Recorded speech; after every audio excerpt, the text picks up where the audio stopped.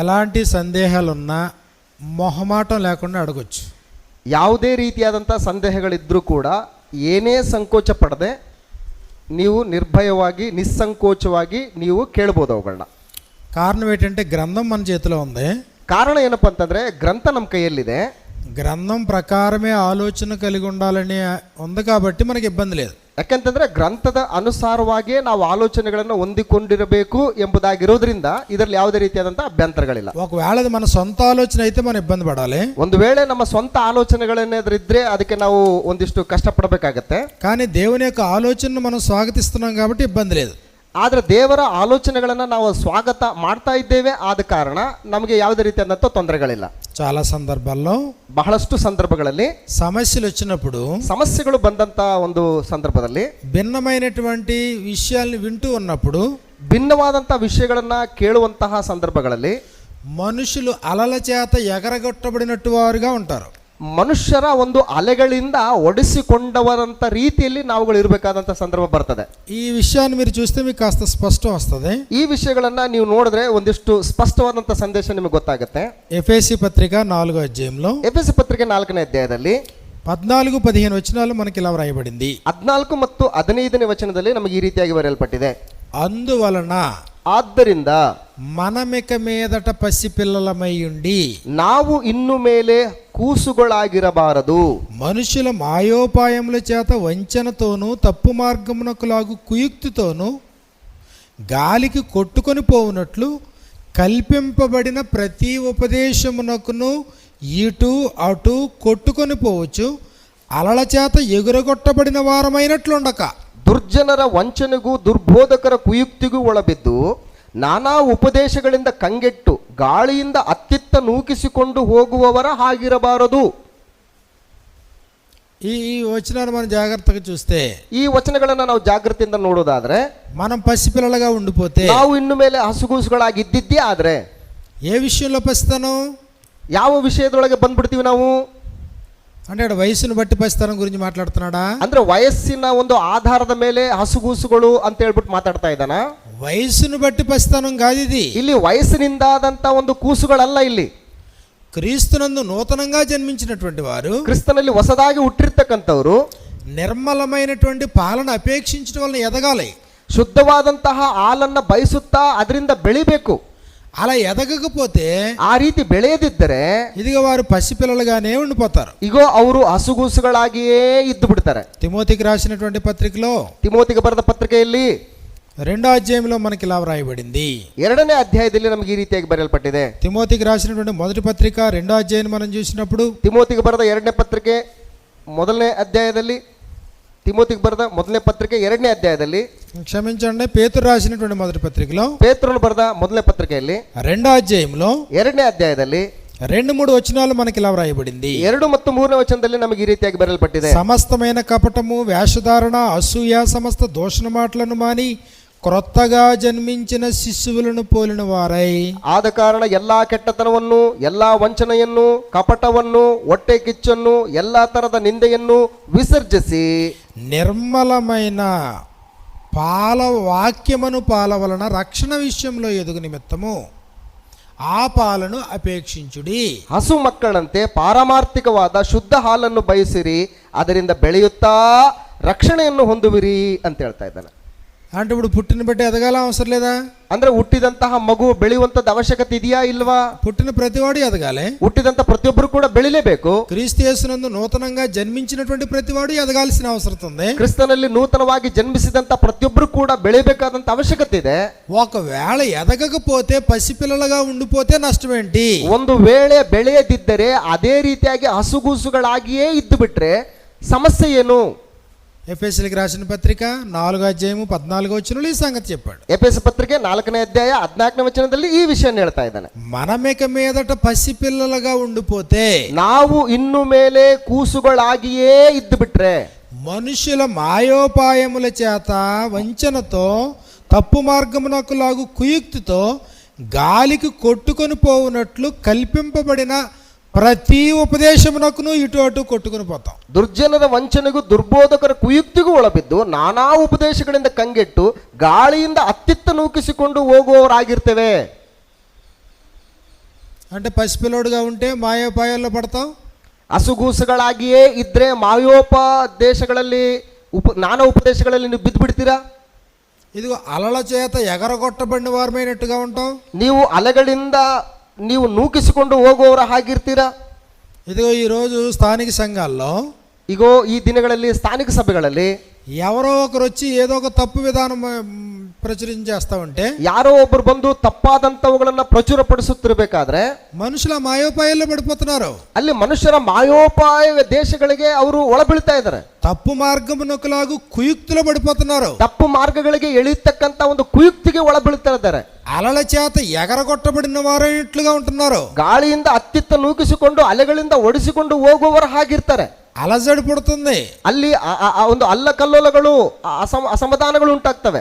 ఆ నిష్కపటుల యొక్క హృదయాలు మోసపరచబడుతున్నాయి. ನಿಷ್ಕಪಟಿಗಳಾದಂತವರ ಹೃದಯಗಳು ಅಲ್ಲಿ ಮೋಸಗೊಳಿಸಲ್ಪಡ್ತವೆ. కాబట్టి ఇక్కడ ప్రాముఖ్యంగా చెప్తున్న సంగతి ఏంటంటే, ಇಲ್ಲಿ ಬಹಳ ಮುಖ್ಯವಾಗಿ ಹೇಳ್ತಕ್ಕಂತ ಒಂದು ವಿಷಯ ಏನಪ್ಪಾ ಅಂತಂದ್ರೆ, పరిశుద్ధులందరూ ఆత్మీయంగా ఎదగాలి. ಪರಿಶುದ್ಧರೆಲ್ಲರೂ ಕೂಡ ಆತ್ಮೀಯವಾಗಿ ಬೆಳಿಬೇಕು. నిర్మలమనే వాక్యమును పాలను అపేక్షించుట వలన రక్షణ విషయంలో ఎదగాలి. ಶುದ್ಧವಾದ ನಿರ್ಮಲವಾದ ಹಾಲನ್ನ ಕುಡಿಯುತ್ತಾ ಅದರಿಂದ ರಕ್ಷಣೆಯಲ್ಲಿ ಬೆಳಿತಾ ಮುಂದಕ್ಕೆ ಹೋಗ್ಬೇಕು. లేదు స్థానిక సంఘాలు పసిపిల్లల స్థాయిలోనే ఉండిపోతే, ಇಲ್ಲ ಸ್ಥಾನಿಕ ಸಭೆಗಳು ಇನ್ನೂ ಕೂಸುಗಳಾಗಿರುವಂತಹ ಸ್ಥಿತಿಯಲ್ಲೇ ಇರ್ತವೆ ಅಂತಂದ್ರೆ అనేకమైన అబద్ధ బోధలు వస్తాయి. ಅನೇಕವಾದಂತ ಸುಳ್ಳು ಬೋಧನೆಗಳು ಬರ್ತವೆ. అనేకులైన అబద్ధ బోధకులు లోపలికి ప్రవేశిస్తారు. ಅನೇಕ ವಿಧವಾದಂತಹ ಸುಳ್ಳು ಬೋಧಕರು ಒಳಗಡೆ ಪ್ರವೇಶ ಮಾಡ್ತಾರೆ. ఇదిగో ప్రతి బోధకి నువ్వు తల్లడిల్లిపోవాలా. ಅಂದ್ರೆ ಪ್ರತಿಯೊಂದು ಬೋಧನೆಗಳಿಗೂ ಕೂಡ ನೀನು ಅಳ್ಳಾಡ್ಬಿಡ್ತೀಯ. ನೀನು అలల చేత ఎగరగొట్టబడిన వారు అయినట్లుగా ఉండాలి. ಅಂದ್ರೆ ನೀವು ಅಲೆಗಳಿಂದ ಒಡಿಸಿಕೊಂಡು ಹೋಗೋರಾಗಿದ್ದು ಬಿಡ್ತೀರಾ. ನೀವು చలనం చంచలమైనటువంటి మనసు లేకుండా ఉండడానికి అవకాశం ఉండదు. ಅಂದ್ರೆ ಚಂಚಲವಾದಂತ ಮನಸ್ಸು ಇಲ್ಲದೆ ಇರುವಂತಹ ಅವಕಾಶ ನಿಮಗೆ ಇಲ್ಲದೆ ಹೋಗುತ್ತೆ. కాబట్టి ఎవడు స్థిరంగా ఉండగలడు విశ్వాసంలో? ಅಂದ್ರೆ ಯಾರು ಸ್ಥಿರವಾಗಿರಬೇಕು ನಂಬಿಕೆಯಲ್ಲಿ? ఎవరైతే ఆత్మీయంగా ఎదుగుతారో వాళ్ళు మాత్రం స్థిరంగా ఉంటారు. ಯಾರು ಆತ್ಮೀಯವಾಗಿ ಬೆಳವಣಿಗೆಯನ್ನ ಕಂಡುಕೊಳ್ತಾರೋ ಅಂತವರು ಮಾತ್ರ ಸ್ಥಿರವಾಗಿರ್ತಾರೆ. ఎవరైతే పసిపిల్లలుగా ఉంటారో వాళ్ళు కొట్టుకుపోతారు. ಯಾರು ಹಸುಗೂಸುಗಳಾಗಿರ್ತಾರೋ ಅಂತವರು ಓಡ್ಕೊಂಡು ಹೋಗ್ಬಿಡ್ತಾರೆ. కాబట్టి మనల్ని మనం పరీక్షించుకోవాలి. ಆದ್ರಿಂದ ನಮ್ಮನ್ನು ನಾವು ಪರೀಕ್ಷೆ ಮಾಡ್ಕೊಳ್ಬೇಕು. నీతి వాక్య విషయములలో మనం పసిపిల్లలమా ఎదిగిన వారమా? ನೀತಿಯ ವಾಕ್ಯಗಳ ವಿಷಯದಲ್ಲಿ ನಾವು ಹಸುಗೂಸುಗಳ ನಾವು ಬೆಳೆದಂತವರ. ఒకవేళ నేను పసిపిల్లోడిని అయితే, ಒಂದು ವೇಳೆ ನೀನು ಇನ್ನೂ ಹಸುಗೂಸೇ ಆಗಿದ್ರೆ కల్పింపబడిన ప్రతి ఉపదేశానికి కొట్టుకుని పోతాను. ಕಲ್ಪಿಸಲ್ಪಟ್ಟಂತಹ ಪ್ರತಿಯೊಂದು ಉಪದೇಶಗಳಿಗೂ ಕೂಡ ನೀನು ಓಡ್ಕೊಂಡು ಹೋಗ್ತೀಯ.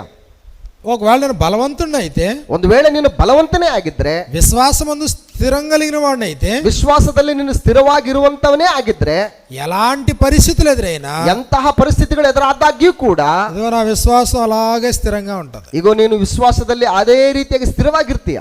కొరింథీయులకు రాసినటువంటి మొదటి పత్రికను మనం చూసినప్పుడు, ಕೊರಿಂಥದವರಿಗೆ ಬರೆದ ಮೊದಲ ಪತ್ರಿಕೆಯನ್ನು ನಾವು ನೋಡುವಾಗ ఇదిగో సంఘంలో అనేకమైన భిన్నమైనటువంటి అభిప్రాయాలు అక్కడ ఏర్పడ్డాయి. ಸಭೆಗಳಲ್ಲಿ ಅನೇಕವಾದಂತಹ ಭಿನ್ನವಾದಂತಹ ಅಭಿಪ್ರಾಯಗಳು ಏರ್ಪಟ್ಟಿದ್ದಾವೆ. కానీ అపోస్తలుడైన పౌలు వారికి ఉత్తరాన్ని రాస్తూ, ಆದ್ರೆ ಅಪೊಸ್ತಲನಾದಂತ ಪೌಲನು ಅವರುಗಳಿಗೆ ಉತ್ತರವನ್ನು ಬರೆಯುವಾಗ 16వ అధ్యాయము 13-14 వచనాల్లో మనకి ఇలా వ్రాయబడింది. 16ನೇ ಅಧ್ಯಾಯ 13 ಮತ್ತು 14ನೇ ವಚನದಲ್ಲಿ ಈ ರೀತಿಯಾಗಿ ನಮಗೆ ಬರೆಯಲ್ಪಟ್ಟಿದೆ. మెలకువగా ఉండుడి, ಎಚ್ಚರವಾಗಿರ್ರಿ, విశ్వాసమందు నిలకడగా ఉండుడి, ಕ್ರಿಸ್ತ ನಂಬಿಕೆಯಲ್ಲಿ ದೃಢವಾಗಿ ನಿಲ್ಲಿರಿ, పౌరుషము గలవారై ఉండుడి, ಶೂರರಾಗಿರ್ರಿ, బలవంతులై ఉండుడి, ಬಲಗೊಳ್ಳಿರಿ, మీరు చేయు కార్యములన్నీ ప్రేమతో చేయుడి. ನೀವು ಮಾಡುವುದನ್ನೆಲ್ಲ ಪ್ರೀತಿಯಿಂದ ಮಾಡಿರಿ. ఇందులో మొట్టమొదటి ఏం చెప్పాడు? ಇದರಲ್ಲಿ ಮೊಟ್ಟ ಮೊದಲನೇದಾಗಿ ಏನ್ ಹೇಳಿದಾನೆ?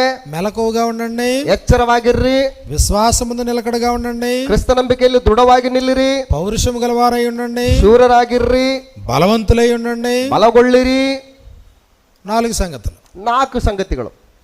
మళ్ళీ మొదటి సంగతి ఏంటి అందులో? ಮತ್ತೆ ಇದರಲ್ಲಿ ಮೊದಲನೇ ಸಂಗತಿ ಏನಿದು? మెలకువగా ఉండండి, ಎಚ್ಚರವಾಗಿರ್ರಿ, విశ్వాసముందు నిలకడగా ఉండండి, ಕ್ರಿಸ್ತ ನಂಬಿಕೆಯಲ್ಲಿ ದೃಢವಾಗಿ ನಿಲ್ಲಿರಿ, పౌరుషము గలవారై ఉండండి, ಶೂರರಾಗಿರ್ರಿ, బలవంతులై ఉండండి. ಬಲಗೊಳ್ಳಿರಿ. ఎందుకు? ಯಾಕೆ? ఎలాంటి అలజడులు వచ్చినా నువ్వు తొణికిసలాడకుండా నువ్వు స్ట్రాంగ్గా ఉండాలి. ಎಂತಹ ಅಡೆತಡೆಗಳು ಅಲ್ಲ ಕಲ್ಲೋಲಗಳು ಬಂದಾಗ್ಯೂ ಕೂಡ ನೀನು ಸ್ಥಿರವಾಗಿ ಗಟ್ಟಿಯಾಗಿ ನಿಂತ್ಕೊಳ್ಬೇಕು ಅಂತಂದ್ರೆ, ఎందుకంటే కల్పింపబడినటువంటి ప్రతి ఉపదేశం అలల చేత ఎగరగొట్టబడిన వారమైనట్లు ఉండకూడదు. ಅಂದ್ರೆ ಕಲ್ಪಿಸಲ್ಪಟ್ಟಂತ ಪ್ರತಿಯೊಂದು ಉಪದೇಶಗಳು ನಿನ್ನನ್ನು ಅಲೆಗಳ ರೀತಿಯಲ್ಲಿ ನಿನ್ನನ್ನು ಹೊಡ್ಕೊಂಡು ಹೋಗ್ಬಾರ್ದು. నువ్వు మనుషుల యొక్క మాయోపాయాలను పడిపోకూడదు. ನೀನು ಮನುಷ್ಯನ ಮಾಯೋಪಾಯಗಳಲ್ಲಿ ನೀನು ಸಿಕ್ಕಿ ಬೀಳಬಾರ್ದು. కాబట్టి ఒకే ఒక్క సూత్రం, ಆದ್ರಿಂದ ಒಂದೇ ಒಂದು ಸೂತ್ರ, లేఖనాల మీద ఆధారపడడం, ಲೇಖನಗಳ ಮೇಲೆ ಆಧಾರಗೊಳ್ಳಬೇಕು, లేఖనాలు ఎక్కువగా పఠించటం, ವಾಕ್ಯಗಳನ್ನು ಹೆಚ್ಚಾಗಿ ಓದುವಂಥದ್ದು, వాక్యానుసారంగా జీవించటం, ವಾಕ್ಯಾನುಸಾರವಾಗಿ ಜೀವಿಸುವಂಥದ್ದು, ఆత్మీయంగా బలవంతులై ఉండడం, ಆತ್ಮೀಯವಾಗಿ ಬಲವಂತರಾಗಿರುವಂಥದ್ದು, దేవుని విషయాల్లో పౌరుషం కలిగి ఉండడం, ದೇವರ ವಿಷಯದಲ್ಲಿ ನಾವು ಶೂರರಾಗಿರುವಂಥದ್ದು, విశ్వాసముందు నిలకడగా ఉండడం. ನಂಬಿಕೆಯಲ್ಲಿ ನಾವು ಸ್ಥಿರವಾಗಿರುವಂಥದ್ದು. లేదు అలా కాదు, మన విశ్వాసం ఏదో అంతంత మాత్రంగానే ఉండి, ಇಲ್ಲ ರೀ ನಮಗೆ ವಿಶ್ವಾಸ ಅನ್ನುವಂಥದ್ದು ಅಷ್ಟಕ್ಕೆ ಮಾತ್ರ ಇದೆ ಅಂತಂದ್ರೆ, మనం ఆత్మీయంగా ఇంకా పసిపిల్లలంగానే మనం ఉండిపోతే, ಇಲ್ಲ ನಾವು ಆತ್ಮೀಯ ವಿಷಯದಲ್ಲಿ ಇನ್ನೂ ನಾವು ಹಸುಗೂಸುಗಳಾಗಿಯೇ ಇದ್ದು ಬಿಡ್ತೀವಿ ಅಂತಂದ್ರೆ, ఎవరో వస్తారు, ಯಾರೋ ಬರ್ತಾರೆ, ఏదో చెప్తారు, ಏನೋ ಹೇಳ್ತಾರೆ, నువ్వు వాళ్ళు చెప్పినప్పుడేమో అలాగంటావు, ఇలా చెప్తేనేమో ఇలాగంటావు. ಅವ್ರು ಹೇಳಿದಾಗ ಹಂಗಂತೀಯ, ಇವ್ರು ಹೇಳಿದಾಗ ಹಿಂಗಂತೀರ. నీ మనసులో కన్ఫ్యూజన్ ఏర్పడుతుంది. ಅಂದ್ರೆ ಇಲ್ಲಿ ನಿಮ್ಮ ಮನಸ್ಸಿನಲ್ಲಿ ಒಂದು ಕಳವಳ ಉಂಟಾಗುತ್ತೆ. ఇది నిజమా అది నిజమా అనే పరిస్థితి ఏర్పడుతుంది. ಇದು ಸತ್ಯನಾ, ಇದು ನಿಜನಾ, ಇದು ಸುಳ್ಳ, ಈ ರೀತಿಯಾದಂತ ಒಂದು ಅಡೆತಡೆಗಳು ಬರ್ತವೆ. దేవుడు చెప్పాల్సింది దేవుడు చెప్తాడు, ದೇವ್ರು ಹೇಳ್ಬೇಕಾದಂತ ದೇವ್ರು ಹೇಳ್ತಾನೆ, అపవాది చెప్పాల్సింది అపవాది చెప్తాడు, ಸೈತಾನ್ ಹೇಳುವಂತದ್ದನ್ನ ಸೈತಾನ್ ಹೇಳ್ತಾನೆ. అపవాది అనుచరులు చెప్పాల్సినటువంటి తప్పుడు బోధలో అబద్ధ బోధకులు చెప్తారు. ಅಂದ್ರೆ ಸೈತಾನನ ಅನುಚರರು ಹೇಳ್ತಕ್ಕಂಥ ಸುಳ್ಳಾದಂತ ಬೋಧನೆಗಳನ್ನ ಅವರು ಹೇಳ್ತಾ ಇರ್ತಾರೆ. మరి అయితే నువ్వు నిలకడగా ఉండాలి కదా, ಆದ್ರೆ ನೀನು ಸ್ಥಿರವಾಗಿ ನೆಲೆಗೊಂಡು ನಿಂತ್ಕೊಳ್ಬೇಕಲ್ವಾ, మెలకువగా ఉండాలి కదా, ನೀನು ಎಚ್ಚರವಾಗಿರ್ಬೇಕಲ್ವಾ, విశ్వాసమందు స్థిరుడుగా ఉండాలి కదా, ನಂಬಿಕೆಯಲ್ಲಿ ನೀನು ಸ್ಥಿರವಾಗಿ ನಿಂತ್ಕೊಳ್ಬೇಕಲ್ವಾ, బలవంతుడై ఉండాలి కదా, ನೀನು ಬಲವಂತನಾಗಿರ್ಬೇಕಲ್ವಾ, పౌరుషం కలిగి ఉండాలి కదా. ನೀನು ಶೂರನಾಗಿರ್ಬೇಕಲ್ವಾ. లేదండి, ఎవరేం చెప్తుంటే దానికి అటు ఇటు ఊగిసలాడుతున్నా అంటే అర్థం ఏంటి? ಇಲ್ರಿ, ನಾವ್ ಯಾರು ಏನ್ ಹೇಳಿದ್ರು ಕೂಡ ನಾವು ಆ ಕಡೆ ಈ ಕಡೆ ಅಲ್ದಾಡ್ತಾ ಇರ್ತೀವಿ, ಓಲಾಡ್ತಾ ಇರ್ತೀವಿ ಅಂತಂದ್ರೆ ಅರ್ಥ ಏನು? నువ్వు ఆత్మీయంగా పసిపిల్లోడివి, ನೀನು ಆತ್ಮೀಯವಾಗಿ ನೀನು ಇನ್ನೂ ಕೂಸು. ఆ పసిపిల్లోడైనటువంటి ప్రతివాడు మనుషుల మాయోపాయాల్లో పడిపోతాడు. ಹಸುಗೂಸಾಗಿರ್ತಕ್ಕಂಥ ಪ್ರತಿಯೊಬ್ಬರು ಕೂಡ ಮನುಷ್ಯನ ಮಾಯೋಪಾಯಗಳಿಗೆ ಆತನು ಸಿಕ್ಕಿ ಬೀಳ್ತಾನೆ. తప్పు మార్గమునకులాగు కుయుక్తులో పడిపోతాడు. ತಪ್ಪು ಮಾರ್ಗಗಳಿಗೆ ಎಳೆಯುವಂತಹ ಕುಯುಕ್ತಿಗಳಿಗೆ ಆತನು ಒಳ ಬೀಳ್ತಾನೆ. అలల చేత ఎగరగొట్టబడిన వాడైనట్టు ఉంటాడు, ಅಲೆಗಳಿಂದ ಒಡಿಸಿಕೊಂಡು ಹೋಗುವವನ ಹಾಗಿರ್ತಾನೆ. కాబట్టి అలాంటి పరిస్థితి అది ప్రమాదకరమైంది. ಅಂತಹ ಪರಿಸ್ಥಿತಿಗಳು ತುಂಬಾ ಅಪಾಯಕರವಾದಂತವುಗಳು. ప్రారంభం నుంచి కూడా, ಆರಂಭದಿಂದಲೂ ಕೂಡ ఎన్నో తప్పుడు బోధలు వచ్చినాయి, ಎಷ್ಟೋ ತಪ್ಪು ಬೋಧನೆಗಳು ಬಂದ್ಬಿಟ್ಟಿದ್ದಾವೆ. తప్పుడు బోధలు ఏదైనా తోటలో ప్రారంభమైనాయి. ಆ ತಪ್ಪಾದಂತ ಬೋಧನೆ ಏದೇನ್ ತೋಟದಲ್ಲಿ ಪ್ರಾರಂಭ ಆಗಿದೆ. ఏదైనా తోటలో దేవుని బోధ ఉంది, అబద్ధ బోధ ఉన్నాయి. ಅಲ್ಲಿ ಏದೇನ್ ತೋಟದಲ್ಲಿ ದೇವರ ಬೋಧನೆಯೂ ಇದೆ ಮತ್ತು ಸುಳ್ಳು ಬೋಧನೆಯೂ ಕೂಡ ಇದೆ. అయితే నువ్వు దానికి లోబడతావా దీనికి లోబడతావా నీ ఇష్టం. ನೀನು ಅದಕ್ಕೆ ಒಳಗಾಗ್ತೀಯಾ ಅಥವಾ ಇದಕ್ಕೆ ಒಳಗಾಗ್ತೀಯಾ, ಅದು ನಿನ್ನಿಷ್ಟ. ఆదికాండము 2వ అధ్యాయంలో ಆದಿಕಾಂಡ ಪುಸ್ತಕ 2ನೇ ಅಧ್ಯಾಯದಲ್ಲಿ 17వ వచనం మనకి ఇలా వ్రాయబడింది. 17ನೇ ವಚನದಲ್ಲಿ ನಮ್ಗೆ ಈ ರೀತಿಯಾಗಿ ಬರೆಯಲ್ಪಟ್ಟಿದೆ, నువ్వు ప్రతి వృక్ష ఫలమును నువ్వు నిరభ్యంతరముగా తినొచ్చు అన్నాడు 16వ వచనంలో. 16ನೇ ವಚನದಲ್ಲಿ ಇದಲ್ಲದೆ ಯೆಹೋವ ದೇವರು ಆ ಮನುಷ್ಯನಿಗೆ ನೀನು ತೋಟದಲ್ಲಿರುವ ಎಲ್ಲಾ ಮರಗಳ ಹಣ್ಣುಗಳನ್ನು ಯಥೇಚ್ಛವಾಗಿ ತಿನ್ನಬಹುದು ಅಂತ ಹೇಳ್ತಾ ಇದ್ದಾನೆ. నిరభ్యంతరముగా తినవచ్చును, ಯಥೇಚ್ಛವಾಗಿ ತಿನ್ನಬಹುದು. అయితే ఇదిగో తప్పుడు బోధ వచ్చింది లోపలికి. ಆದ್ರೆ ಇದ್ರೊಳಗಡೆ ತಪ್ಪು ಬೋಧನೆ ಬರ್ತಾ ಇದೆ. ఆదికాండము 3వ అధ్యాయము 1వ వచనంలో, ಆದಿಕಾಂಡ ಪುಸ್ತಕ 3ನೇ ಅಧ್ಯಾಯ 1ನೇ ವಚನದಲ್ಲಿ, ఇదిగో ఆ సర్పము స్త్రీతో ఇది నిజమా అని అడగడం మొదలయ్యింది. ಏನವ್ವಾ, ತೋಟದಲ್ಲಿರುವ ಯಾವ ಮರದ ಹಣ್ಣನ್ನು ನೀವು ತಿನ್ನಬಾರದೆಂಬುದು ಇದು ನಿಜನಾ ಅಂತ ಕೇಳ್ತಾ ಇದೆ. ఇది నిజమా, ಇದು ನಿಜನೇನಾ? వెంటనే డౌట్ వచ్చింది. ತಕ್ಷಣವೇ ಅವರಿಗೆ ಅನುಮಾನ, ಸಂದೇಹ ಉಂಟಾಗ್ತಾ ಇದೆ. ఈ రోజుకి అబద్ధ బోధకుల విధానం ఇలాగే ఉంటది. ಈ ದಿನಗಳಲ್ಲಿಯೂ ಕೂಡ ಸುಳ್ಳು ಬೋಧನೆಯ ಒಂದು ವಿಧಾನ ಕೂಡ ಇದೇ ರೀತಿಯಾಗಿರ್ತವೆ. దేవుడు చెప్పాల్సింది వాక్యానుసారంగా బైబిల్ గ్రంథంలో చెప్పాడు. ದೇವರು ಹೇಳಬೇಕಾದಂತದ್ದನ್ನ ವಾಕ್ಯಾನುಸಾರವಾಗಿ ಬೈಬಲ್ ಗ್ರಂಥದಲ್ಲಿ ನಮ್ಗೆ ಹೇಳ್ಬಿಟ್ಬಿಟ್ಟಿದ್ದಾನೆ. ప్రవక్తల ద్వారా, యేసు ప్రభు ద్వారా, అపోస్తల ద్వారా తెలియజేశాడు. ಪ್ರವಾದಿಗಳ ಮುಖಾಂತರ, ಪ್ರಭುವಾದ ಯೇಸು ಕ್ರಿಸ್ತನ ಮುಖಾಂತರ, ಅಪೋಸ್ತಲರ ಮುಖಾಂತರ ಹೇಳಬೇಕಾದದ್ದನ್ನ ಹೇಳ್ಬಿಟ್ಟಿದ್ದಾನೆ. ఇదిగో ఈ రోజు ఏదో ఒక మనుషుడు వచ్చి, ಇಲ್ಲಿ ಇವತ್ತು ಯಾವುದೋ ಒಬ್ಬ ಮನುಷ್ಯ ಬಂದು అతను ఏదైనా ఒక కొత్త సంగతి మాట్లాడేటప్పటికి, ಆತ ಏನೇನೋ ಹೊಸ ವಿಷಯಗಳನ್ನ ಮಾತಾಡತಕ್ಕಂಥ ಸಂದರ್ಭದಲ್ಲಿ రాయబడిన సంగతులన్నీ పక్కన పెడతాం, ಬರೆಯಲ್ಪಟ್ಟಂತ ಸಂಗತಿಗಳನ್ನೆಲ್ಲವನ್ನು ಕೂಡ ಪಕ್ಕಕ್ಕೆ ಇಟ್ಬಿಡ್ತೇವೆ, దృష్టి అంతా దీని మీద పెడతాం. సో దృష్టి ಎಲ್ಲವನ್ನು ಕೂಡ ಇದ್ರ ಮೇಲೆ కేంద్రీకరిస్తాವೆ. అవాదముల విషయంలో ಅವ್ವಳ ಮತ್ತು ಆದಾಮನ ವಿಷಯದಲ್ಲಿ ಕೂಡ దేవుడు చెప్పాల్సింది చెప్పాడు. ದೇವರು ಹೇಳ್ಬೇಕಾದದ್ದನ್ನ ಹೇಳ್ಬಿಟ್ಬಿಟ್ಟಿದ್ದಾನೆ. ఏం తినాలో ఏం తినకూడదో చెప్పాడు. ಏನ್ ತಿನ್ಬೇಕೋ ಏನ್ ತಿನ್ನಬಾರ್ದು ಅನ್ನುವಂಥದ್ದನ್ನ ಹೇಳ್ಬಿಟ್ಬಿಟ್ಟಿದ್ದಾನೆ. ఇప్పుడు క్రొత్త బోధ. ಇದೇನು ಹೊಸ ಬೋಧನೆ. సర్పము స్త్రీతో మాట్లాడుతా ఉంది. ಸರ್ಪ ಸ್ತ್ರೀಯೊಟ್ಟಿಗೆ ಮಾತಾಡ್ತಾ ಇದೆ. ఇది నిజమా? ಇದು ನಿಜನೇನಾ? ఈ తోట చెట్లలో దేని ఫలములనైనను మీరు తినకూడదని దేవుడు చెప్పానా?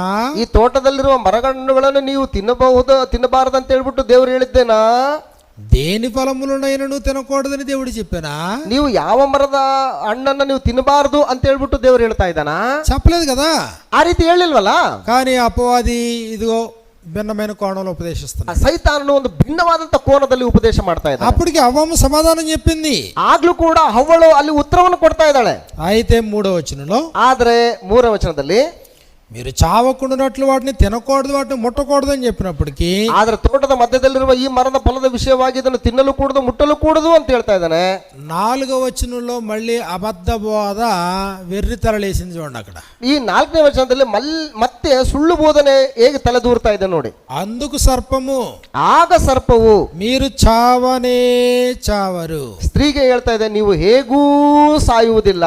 2వ అధ్యాయం 17వ వచనంలో, 2ನೇ ಅಧ್ಯಾಯ 17ನೇ ವಚನದಲ್ಲಿ, నీవు తిను దినమును నిశ్చయముగా చచ్చెదవు. ನೀನು ತಿಂದ ದಿನದಲ್ಲೇ ನೀನು ಸತ್ತೇ ಸಾಯುವಿ ಅಂತ ಹೇಳ್ತಾರೆ. 3వ అధ్యాయం 4వ వచనంలో, 3ನೇ ಅಧ್ಯಾಯ 4ನೇ ವಚನದಲ್ಲಿ, మీరు చావనే చావరు. ನೀವು ಹೇಗೂ ಸಾಯುವುದಿಲ್ಲ ಅಂತ ಹೇಳ್ತಾರೆ. చావనే చావరని ఎవరు చెప్పారు? ಅಂದ್ರೆ ಸಾಯುವುದೇ ಇಲ್ಲ ಅಂತೇಳಿ ಯಾರು ಹೇಳ್ತಾ ಇದ್ದಾರೆ? నిశ్చయముగా చచ్చెదవని ఎవరు చెప్పారు? ನೀವು ಖಂಡಿತವಾಗಿ ಸತ್ತೇ ಸಾಯುವಿರಿ ಅಂತ ಹೇಳ್ಬಿಟ್ಟು ಯಾರು ಹೇಳ್ತಾ ಇದ್ದಾರೆ?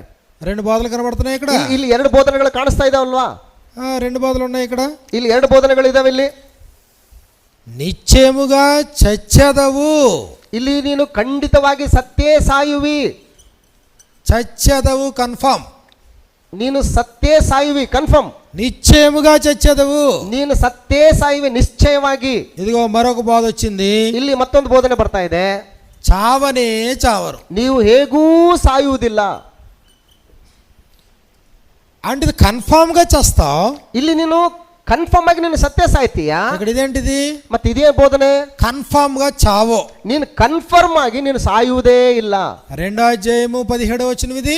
ಇದು 2ನೇ ಅಧ್ಯಾಯ 17ನೇ ವಚನದಲ್ಲಿ, ಅದು 3వ అధ్యాయము 4వ వచనం. 3ನೇ ಅಧ್ಯಾಯ 4ನೇ ವಚನದಲ್ಲಿ ಇದು. ఇదిగో ఇప్పుడు అవ్వమ్మ విన్నది. ಇಲ್ಲಿ ಹವ್ವಳಿದಾಳೆ. ఇప్పుడు ఈ వ్యక్తి ముందు 2 ఉపదేశాలు ఉన్నాయి. ಈ ವ್ಯಕ್ತಿಯ ಮುಂದೆ 2 ಉಪದೇಶಗಳಿದಾವೆ. కన్ఫర్మ్ గా చస్తావ్ అనే ఉపదేశం, ನೀನು ಕನ್ಫರ್ಮ್ ಆಗಿ ನೀನು ಸತ್ತೇ ಸಾಯುವಿ ಅನ್ನುವಂತ ಉಪದೇಶ. కన్ఫర్మ్ గా చావో అనే ఉపదేశం. ನೀನು ಕನ್ಫರ್ಮ್ ಆಗಿ ನೀನು ಸಾಯೋದೇ ಇಲ್ಲ. దేన్ని నమ్ముతావు ఇప్పుడు నువ్వు? ಯಾವುದು ನಂಬ್ತೀಯ ಇವಾಗ? నువ్వు బలవంతుడివైతే, ನೀನು ಬಲವಂತನೇ ಆಗಿದ್ರೆ, విశ్వాసమందు స్థిరుడివైతే, ನೀನು ನಂಬಿಕೆಯಲ್ಲಿ ಸ್ಥಿರನೇ ಆಗಿದ್ರೆ, పౌరుషం కలిగిన వాడైతే, ನೀನು ಶೂರನಾಗಿದ್ರೆ, ఆత్మీయంగా నువ్వు బలవంతుడివైతే, ಆತ್ಮೀಯವಾಗಿ ನೀನು ಬಲವಂತನಾಗಿದ್ರೆ, నువ్వు ఎట్టి పరిస్థితుల్లోనే ఇక్కడ నుంచి బయటకు పోవు. ಎಂತ ಪರಿಸ್ಥಿತಿಯಲ್ಲೂ ಕೂಡ ನೀನು ಇದರಿಂದ ಹೊರಗಡೆ ಹೋಗೋದಿಲ್ಲ. ఎన్ని ప్రలోభాలు వచ్చినా నువ్వు చంచలమైన మనసుతో ఉండవు. ಎಷ್ಟೇ ನಿನಗೆ ಆಮಿಷಗಳು ಅಡ್ಡಿಗಳು ಬಂದರೂ ಕೂಡ ನೀನು ಇದಕ್ಕೆ ಒಳಗಾಗೋದಿಲ್ಲ. కాబట్టి దేవుని యొక్క బోధకి పూర్తిగా భిన్నమైనటువంటి బోధ ఇది. ದೇವರ ಬೋಧನೆಗೆ ಪೂರ್ತಿಯಾಗಿ ಭಿನ್ನವಾದಂತ ಬೋಧನೆ ಇದು. మీరు చావనే చావరు, ನೀವು ಹೇಗೂ ಸಾಯುವುದಿಲ್ಲ. కానీ ఇంకా బెనిఫిట్స్ ఉన్నాయి తినడం వలన. ಮತ್ತೆ ಇದನ್ನ ತಿನ್ನುವುದರಿಂದ ನಿಮಗೆ ಕೆಲವು ಲಾಭಗಳಿದಾವೆ. ఏంటి బెనిఫిట్స్ ఏంటి? ಏನ್ ಲಾಭಗಳೇನು? మీ కళ్ళు తెరవబడతాయి, ನಿಮ್ಮ ಕಣ್ಣುಗಳು ತೆರೆಯಲ್ಪಡ್ತವೆ. తర్వాత మీరు దేవతల వలె అయిపోతారు. ನೀವು ದೇವರ ಹಾಗೆ ಆಗ್ಬಿಡ್ತೀರಾ. దేవతల వలె మారిపోతారు. ನೀವು ದೇವರಂತೆ ಆಗಿ ನೀವು ಮಾರ್ಪಾಟಾಗ್ತೀರಾ. అప్పటి వరకు హవ్వ ఆ వృక్ష ఫలాన్ని చూసినటువంటి దృక్పథం వేరు. ಅಲ್ಲಿವರೆಗೂ ಕೂಡ ಹವ್ವಳು ಆ ವೃಕ್ಷ ಫಲವನ್ನು ನೋಡುವಂತಹ ಒಂದು ಪರಿಸ್ಥಿತಿನೇ ಇಲ್ಲ. అప్పటి వరకు ఆ వృక్ష ఫలాన్ని, ಅಲ್ಲಿವರೆಗೂ ಕೂಡ ಆ ಮರದ ಹಣ್ಣನ್ನ, ఆ వృక్ష ఫలాన్ని చూసినటువంటి దృక్పథం వేరు. ಆ ಒಂದು ಮರದ ಹಣ್ಣನ್ನು ನೋಡುವಂತಹ ಒಂದು ಪರಿಸ್ಥಿತಿನೇ ಇದ್ದಿಲ್ಲ. ఇదిగో ఈ వృక్ష ఫలాన్ని చూస్తుంది, ಅಂದ್ರೆ ಈ ಒಂದು ಮರದ ಹಣ್ಣನ್ನು ನೋಡ್ತಾ ಇದ್ದಾಳೆ. కానీ ఏం గుర్తొస్తుంది? ಅಂದ್ರೆ ಆಕೆಗೆ ಏನ್ ನೆನಪಿಗೆ ಬರ್ತಾ ಇದೆ? నిశ్చయముగా చచ్చేదనే మాట ನೀನು గుర్తొస్తుంది. ಖಂಡಿತವಾಗಿ ಸತ್ಯ ಸಾಹಿತಿ ಎಂಬಂತ ದೇವರ ಬೋಧನೆ ನೆನಪಿಗೆ కానీ ಬರ್ತಾ ಇದೆ. ఎప్పుడైతే అపవాది యొక్క ఉపదేశం విన్నదో, ಯಾವಾಗ ಈ ಅಪವಾದಿ ಸೈತಾನನ ಉಪದೇಶನ ಕೇಳಿದ್ಲೋ, ఇప్పుడు మళ్ళీ ఈ వృక్ష ఫలాన్ని చూడటం మొదలెట్టింది. ಈಗ ಮತ್ತೆ ಈ ಒಂದು ಮರದ ಹಣ್ಣನ್ನು ನೋಡುವುದಕ್ಕೆ ಪ್ರಾರಂಭ ಮಾಡ್ತಾಳೆ. ఇప్పుడు ఈ ఫలాలు ఎలా కనబడుతున్నాయి అంటే ఇప్పుడు ಈಗ ಆಕೆಗೆ ಆ ಕಣ್ಣಿಗೆ ಹೇಗೆ ಕಾಣ್ತವೆ ಫಲಗಳು? చూడండి అక్కడ ఏం చెప్పాడు 6వ వచనంలో. 6ನೇ ವಚನದಲ್ಲಿ ನೋಡಿ ಅಲ್ಲಿ ಏನ್ ಹೇಳ್ತಾ ಇದ್ದಾನೆ? ఆ వృక్షము ఆహారమునకు మంచిదియు. ಆ ಮರದ ಹಣ್ಣು ನೋಡುವುದಕ್ಕೆ ఆహారమునకు మంచిదంట, ಅಂದ್ರೆ ತಿನ್ನುವುದಕ್ಕೆ ಬಹಳ ಒಳ್ಳೆಯದು ಅಂತ ಕಾಣಿಸ್ತದಂತೆ. కన్నులకు అందమైనదియు, ನೋಡುವುದಕ್ಕೆ ರಮ್ಯವಾಗಿಯೂ, కళ్ళకేమో అందంగా కనబడుతుంది. ಅಂದ್ರೆ ಕಣ್ಣಿಗೆ ರಮ್ಯವಾಗಿ ಸುಂದರವಾಗಿ ಕಾಣಿಸ್ತಾ ಇದೆ. వివేకమునిచ్చు రమ్యమైనదై ఉన్నట్టు చూసినప్పుడు, ಅಂದ್ರೆ ಜ್ಞಾನೋದಯಕ್ಕೆ ಅಪೇಕ್ಷಿಸತಕ್ಕದ್ದಾಗಿದೆ ಅಂತ ಹೇಳ್ತಾ ಇದ್ದಾಳೆ. అంతకు ముందు చూసింది, ಅದಕ್ಕಿಂತ ಮೊದಲು ನೋಡಿದ್ಲು, అప్పుడేం కనబడింది? ಅವಾಗೇನ್ ಕಾಣಿಸಿದೆ ಅಲ್ಲಿ ಹಣ್ಣಲ್ಲಿ? అమ్మో దాని తిని దినమును నిశ్చయముగా చచ్చేదవన్నాడు దేవుడు. ಅಯ್ಯೋ, ದೇವರು ಅದನ್ನ ತಿಂದ ದಿನ ಸತ್ಯ ಹೋಗ್ತಿ ಅಂತ ಹೇಳ್ಬಿಟ್ಟು ಹೇಳ್ತಾ ಇದ್ದಾನೆ ಅಂತ ಅನಿಸ್ತಾ ಇದೆ. కాబట్టి మనం తినొద్దు, ಆದ್ರಿಂದ ಅದನ್ನ ತಿನ್ಬೇಡಿ.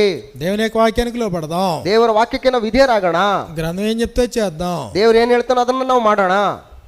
విశ్వాసం బాగానే స్థిరపడుతుంది. ಆ ನಂಬಿಕೆಯಲ್ಲಿ ಬಹಳ ಚಂದವಾಗಿನೇ ಬಲಗೊಂಡು ನಡೀತಾ ಇದ್ದಾಳೆ. నేటి స్థానిక సంఘాల్లో కూడా, ಇಂದಿನ ಸ್ಥಾನಿಕ ಸಭೆಗಳಲ್ಲೂ ಕೂಡ విశ్వాసంలో బాగానే కొనసాగుతూ ఉంటారు. ಸೊ ನಂಬಿಕೆಯಲ್ಲಿ ತುಂಬಾ ಒಳ್ಳೇದಾಗಿನೇ ಮುಂದುವರಿತಾ ಇರ್ತಾರೆ. ఇదిగో ఎక్కడో ఒక్కొక్క అబద్ధ బోధ లోపలికి ప్రవేశించేటప్పటికి, ಎಲ್ಲೋ ಒಂದೊಂದು ಸುಳ್ಳು ಬೋಧನೆಗಳು ಒಳಗಡೆ ಪ್ರವೇಶಿಸ್ತಾ ಇದ್ದಂಗೆ అప్పుడు నీ దృక్పథాలు మారిపోతాయి, ಆಗ ನಮ್ಮ ಒಂದು ಆಲೋಚನೆಗಳು ಬದಲಾಗ್ಬಿಡ್ತವೆ. నీ ఆలోచన సరళి మారిపోతుంది, ನಿನ್ನ ಆಲೋಚನೆ ಶೈಲಿ ಬದಲಾಗ್ಬಿಡ್ತದೆ, నీలో సందేహం ఏర్పడుతుంది, ನಿನ್ನಲ್ಲಿ ಸಂದೇಹಗಳು ಉಂಟಾಗ್ತವೆ, నువ్వు ఆకర్షితుడు అవుతావు. ನೀನು ಅದಕ್ಕೆ ಆಕರ್ಷಣೆಗೊಳಗಾಗ್ತೀಯ. ఇదిగో ఇక్కడ ఈమె చూసేటప్పటికి ఇప్పుడు దృక్పథం మారిపోయింది. ಇಲ್ಲಿ ನೋಡ್ತಾ ಇದ್ದಾಗೇನೆ ಆಕೆ ದೃಷ್ಟಿಕೋನನೇ ಬದಲಾಗ್ತಾ ಇದೆ. కాబట్టి ఇప్పుడు ఈ పండు చూస్తే ఎలా కనబడుతుంది? ఆహారమునకు మంచిదియు, ಇಲ್ಲಿ ತಿನ್ನುವುದಕ್ಕೆ ಉತ್ತಮವಾಗಿಯೂ ಅಂತ ಕಾಣಿಸ್ತಾ ಇದೆ. తన కన్నులకు అందమైనదియు, ಅಂದ್ರೆ ನೋಡುವುದಕ್ಕೆ ರಮ್ಯವಾಗಿಯೂ, వివేకమునిచ్చు రమ్యమైనదై ఉండుట ಅಂದ್ರೆ చూచినప్పుడు ಜ್ಞಾನೋದಯಕ್ಕೆ ಅಪೇಕ್ಷಿಸತಕ್ಕದ್ದಾಗಿದೆ ಅಂತ ಹೇಳ್ಬಿಟ್ಟು ಕಾಣಿಸ್ತಾ ఆమె ಇದೆ. దాన్ని తీసుకొని తిని తనతో పాటు తన భర్తకు ఇచ్చిన, అతను కూడా తిన్నాడు. ಆಕೆ ಅದನ್ನ ತೆಗೆದುಕೊಂಡು ತಿಂದು ತನ್ನ ಜೊತೆಲಿದ್ದಂತ ತನ್ನ ಗಂಡನಿಗೂ ಕೂಡ ಕೊಟ್ಲು. కాబట్టి ఇక్కడ మనకి ఏం అర్థం అవుతా ఉంది? ಅಂದ್ರೆ ಇಲ್ಲಿ ನಮ್ಗೆ ಏನ್ ಅರ್ಥ ಆಗ್ತಾ ಇದೆ? ఉపదేశం భిన్నమైన ఉపదేశాలు ఉన్నాయి, ಉಪದೇಶಗಳು ಭಿನ್ನವಾದಂತ ಉಪದೇಶಗಳಿದಾವೆ. బైబిల్ చెప్తా ఉంది. ಬೈಬಲ್ ಹೇಳ್ತಾ ಇದೆ అబద్ధ బోధలు ఉన్నారు, బోధకులు ఉన్నారు అనేది యేసు ప్రభు మాట్లాడారు. ಸುಳ್ಳು ಬೋಧಕರು ಇದ್ದಾರೆ, ಕಳ್ಳ ಬೋಧಕರು ಇದ್ದಾರೆ ಅಂತ ಹೇಳ್ಬಿಟ್ಟು ಬೈಬಲ್ ಯೇಸು ಕ್ರಿಸ್ತನು ಮಾತಾಡ್ತಾ ಇದ್ದಾರೆ. యేసు ప్రభు అనంతరం అపోస్తలులు కూడా అబద్ధ బోధలు ఉన్నాయి అని ఖండితంగా చెప్పాడు. ಯೇಸು ಕ್ರಿಸ್ತನ ನಂತರ ಅಪೋಸ್ತಲರು ಕೂಡ ಸುಳ್ಳು ಬೋಧನೆಗಳು ಇದಾವೆ ಅಂತ ಹೇಳ್ಬಿಟ್ಟು ಹೇಳ್ತಾ ಇದ್ದಾರೆ. పాత నిబంధనలో అబద్ధ ప్రవక్తల నుంచి క్రొత్త నిబంధనలో అబద్ధ బోధకుల వరకు అనేకులు వస్తారని చెప్పాడు. ಹಳೆ ಒಡಂಬಡಿಕೆಯಲ್ಲಿ ಸುಳ್ಳು ಪ್ರವಾದಿಗಳ ಹಾಗೆ ಹೊಸ ಒಡಂಬಡಿಕೆಯಲ್ಲಿ ಕೂಡ ಅನೇಕ ಸುಳ್ಳು ಬೋಧಕರುಗಳು ಸುಳ್ಳು ಪ್ರವಾದಿಗಳು ಕೂಡ ಬರ್ತಾರೆ ಅಂತ ಹೇಳ್ಬಿಟ್ಟು ಹೇಳ್ತಾ ಇದ್ದಾನೆ. అయితే ఇప్పుడు ప్రతి ఉపదేశానికి అటు ఇటు కొట్టుకొని పోతావా, ఖచ్చితంగా నిలబడతావా? ಪ್ರತಿಯೊಂದು ಉಪದೇಶಗಳಿಗೂ ಆ ಕಡೆ ಈ ಕಡೆ ಒಡಿಸ್ಕೊಂಡು ಹೋಗ್ತಾ ಇರ್ತೀಯಾ ಅಥವಾ ಸ್ಥಿರವಾಗಿ ನಿಲ್ತೀಯಾ? కాబట్టి స్థానిక సంఘాలు ఏ స్టాండ్ లో ఉండాలా? ಸ್ಥಾನಿಕ ಸಭೆಗಳು ಯಾವ ಒಂದು ಸ್ಟ್ಯಾಂಡ್ ಅಲ್ಲಿ ಇರ್ತವೆ? దేని ప్రామాణికంగా తీసుకోవాలి? ಯಾವುದನ್ನ ಪ್ರಾಮಾಣಿಕವಾಗಿ ತೆಗೆದುಕೊಳ್ಬೇಕು? ఉపదేశించేటువంటి వాడు తాత్కాలికం, ಉಪದೇಶ ಮಾಡ್ತಕ್ಕಂಥವನು ತಾತ್ಕಾಲಿಕವಾದಂತ, కానీ దేవుని యొక్క ఉపదేశం శాశ్వతం. ಆದ್ರೆ ದೇವರ ಉಪದೇಶ ಶಾಶ್ವತವಾದಂಥದ್ದು. శాశ్వతమైనటువంటి దేవుని యొక్క వాక్యాన్ని, ಶಾಶ್ವತವಾಗಿರ್ತಕ್ಕಂಥ ದೇವರ ವಾಕ್ಯವನ್ನ తాత్కాలికమైనటువంటి నరుడు మార్చకూడదు. ತಾತ್ಕಾಲಿಕವಾಗಿರುವಂತಹ ನರಮನುಷ್ಯನು ಅದನ್ನ ಬದಲಾಯಿಸಬಾರದು. 4 రోజులుండి పోయేవాడు నువ్వు, 4 ದಿವಸ ಇದ್ದು ಹೋಗ್ತಕ್ಕಂಥ ವ್ಯಕ್ತಿ ನೀನು. శాశ్వతమైనటువంటి దేవుని యొక్క మాటలు మార్చొద్దు. ಶಾಶ್ವತವಾಗಿರ್ತಕ್ಕಂಥ ದೇವರ ಮಾತುಗಳನ್ನು ನೀನು ಬದಲಾಯಿಸಬಾರದು. కాబట్టి ఇప్పుడు వినేటువంటి వారి యొక్క ఆలోచన ఎలా ఉండాలి? ಈ ಕೇಳ್ತಕ್ಕಂಥವರ ಆಲೋಚನೆಗಳು ಹೇಗಿರಬೇಕು?